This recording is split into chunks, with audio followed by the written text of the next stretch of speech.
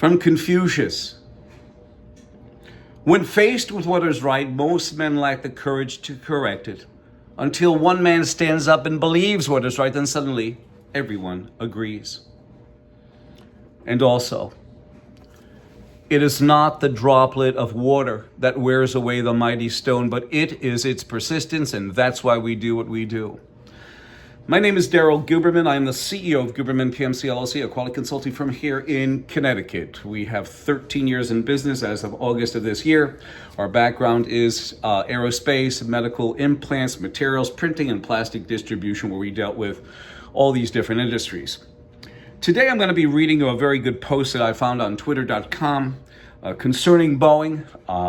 All the information within the context of what this gentleman said, at Fisher King 64, excellent little tiny blurb there concerning Boeing. We have all the pertinent data down below through featured articles, videos, and other items, articles. And this is it. This video today is about FAA defends self-certifying policy for plane manufacturers after Boeing crashes. Let me just do a little tiny sidebar to this. In 2002, Boeing made a supplier bulletin. Within the context of the supplier bulletin, it stated that if you are, let me show it to you. If you are ISO or AS 9100 for aerospace, accredited by ANSI ANAP, just send us your certificate, send us your parts, and Boeing doesn't have to do on-site audits. That's number one. The reason why, and this is breaking the Sherman-Clayton Act, it's happened to me, and for those lawyers, I like to jump on board, the ones that are suing Alaskan Airlines. That is what I want to do, because I'm going to break, if you get me on board with you, I'm going to break this open like a piñata. Because that's exactly what they need. You're going to see, and you're going to listen to this, ladies and gentlemen, that yes, the Sherman-Clayton Act, anti-monopolistic, a law that was put into place concerning monopolies, concerning anti-competitive activities. And let me explain it to you. You're going to find out that Boeing blocked my ability as a quality registrar to get in there, okay? Because they only want ANSI ANAP. Why?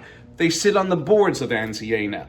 They sit on the board that can grant, suspend, and withdraw certification. They sit on the board of directors that guides the company. On their supplier portal, it calls out ANSI ANAP or internationally equivalent. And also you have, again, I said the supplier bulletin in 2002, which means for 22 years, Boeing took a piece of paper that they accredit, basically. They sit on the boards, they specify on the supplier portal, and they take the certificate in, just like this. Here it is, the certificate, AS 9100. As you can see the plane going down. Take the certificate, give us your parts, and we don't have to go on-site audit to see if you're not building the aircraft parts in a swamp. So, let me read you this article from Mr. Fisher King 64. And after this, you can find all the pertinent data below the video in the description.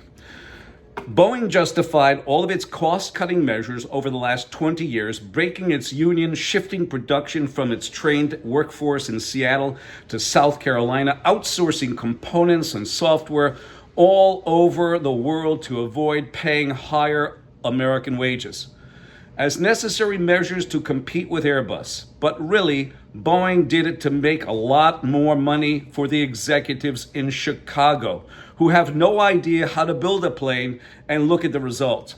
Like, for example, and thank you, Mr. Fisher King, like him, he stated in an interview when the whole thing happened with Alaska Air, our regulator, and this is the actual article in 2009 that illustrates to the reader that, let you listen to this. Tuesday, the FAA increased the authority of Boeing's commercial airplanes division to self-certify its own aircraft. They've been doing this shit for 16 years, ladies and gentlemen. When you hear the NTSB, okay, when you hear the NTSB, and here she is, where is she? Right over here. There she is, Jennifer Homany.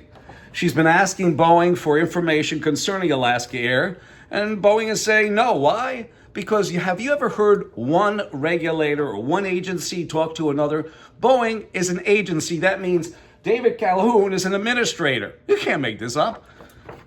And then you talk about MCAS, the poor Indonesian Air, the poor also Ethiopian Air. Ladies and gentlemen who suffered family loss there, your lawyers didn't do their job. They really didn't. Because if they dug a little deeper, they would have found out that the FAA gave Boeing regulatory authority. Because of that, they did not have to tell the FAA in Washington that they put the MCAS system on, or that they missed some rivets in 50 planes. They didn't have to tell that. And here it goes. The authority extended to Boeing under the new system allows Boeing employees to perform tasks on behalf of the FAA that include oversight to testing and product standards, along with the certification of aircraft technologies, that's the MCAS system, and new aircraft designs. So you see that, ladies and gentlemen? So you have 22 years of lacking the ability to go out and do some source inspection for Boeing doing that. You have 2009 that they were made into a regulatory authority, and also they demand only one accreditation body that they sit on the board. Isn't that a tender moment in a crashing society?